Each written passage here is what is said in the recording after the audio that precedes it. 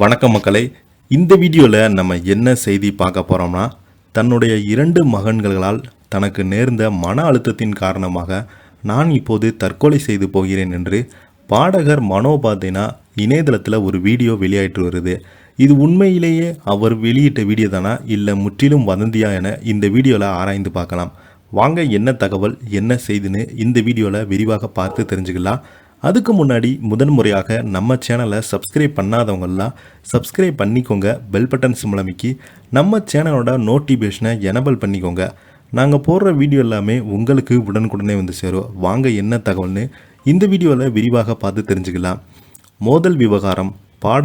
பாடகர் மனோவின் மகன்கள் முன்ஜாமீன் வழங்கிய நீதிமன்றம்.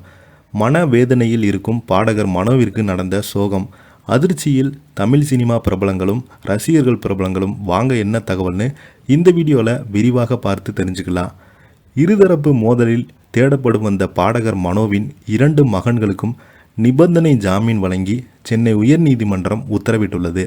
கடந்த 10ஆம் தேதி வளசரவாக்கத்தில் ஸ்ரீதேவி நகரில் உணவு வாங்க வந்த இருவரை பாடகர் மனோவின் 2 மகன்கள் ஜாகிர், ரபிக் மற்றும் அவரது நண்பர்கள் சேர்ந்து தாக்கியதாக வளசரவாக்கம் காவல் நிலையத்தில் புகார் அளிக்கப்பட்டது.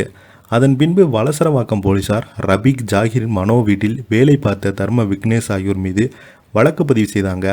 தர்மா, விக்னேஷ் இருவருமே கைது செய்யப்பட்டு சிறையில் அடைக்கப்பட்ட நிலையில் பாடகரின் மனோவின் 2 மகன்களும் ரபிக், ஜாகிரை தேடி வந்தாங்க.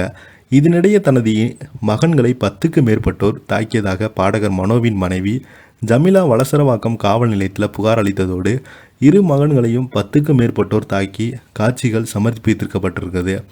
இதையடுத்து மனோவின் மகன்களை தாக்கியது 8 பேர் மீது வளசரவாக்கம் போலீசார் வழக்கு பதிவு செய்து தீவிர விசாரணை நடத்தி வந்தாங்க. தலைமறைவாக இருந்த பாடகர் மனோவின் 2 மகன்களும் வளசரவாக்க காவல் நிலையத்தில் 30 நாட்கள் கையெழுத்திட வேண்டும் என்று நிபந்தனையுடன் ஜாமீன் வழங்கப்பட்டது.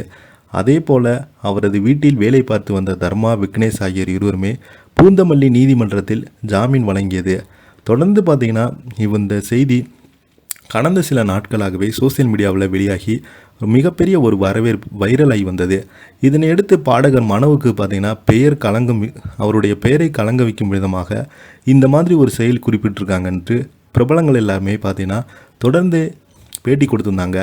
இந்த நிலையில் நடிகரும் பாடகருமான மனோ அவர்கள் தற்கொலை செய்து கொள்ளப் போகிறார் என்று ஒரு பொய்யான ஒரு செய்திகளை நிறைய யூடியூப் சேனல்கள் போட்டு இணையதளத்தில் வைரல் ஆகிட்டு வருது. இதை பார்த்து நிறைய பேர் எச்சரித்து விட்டுருக்காங்க. இதை பற்றி நீங்கள் என்ன எனக்கு கீழே உள்ள கமெண்ட் பாக்ஸில் மறக்காமல் பதிவிடுங்க. இந்த வீடியோ உங்களுக்கு பிடிச்சிருந்தா லைக் பண்ணுங்கள், ஷேர் பண்ணுங்கள், கமெண்ட் பண்ணுங்கள். நன்றி, வணக்கம்.